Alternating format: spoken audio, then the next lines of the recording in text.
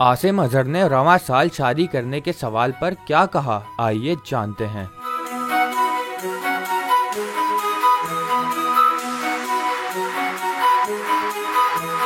गुलकार आसिम अजहर ने अदाकारा मीरा बली के साथ शादी करने के सवाल पर लब कुशाई कर दी। गुलकार ने कहा कि मैं 2025 वाली अफवाहों को ना रद्द करूंगा और ना ही तस्लीम करूंगा। सच ये है कि शादी जब अल्लाह चाहेगा तब ही होगी। उन्होंने कहा कि इससे कबल भी मुझसे शादी करने से मुताल्लिक सवाल किए गए हैं, जिसका मैंने वाज़ेह जवाब दिया, लेकिन इस बार मैं इन अफवाहों की तस्दीक करूंगा और ना ही खबरों को रद्द करूंगा। आसिम अजहर ने अपनी वीडियो में मीरा बली का नाम लेते हुए कहा कि हाल ही में मैंने कनाडा के शहर टोरंटो में अपनी मंगेतर की सालगिरह मनाई, क्योंकि कॉन्सर्ट की वजह से मैं उसकी सालगिरह के दिन मौजूद नहीं था और वो मुझे बहुत सपोर्ट करती है।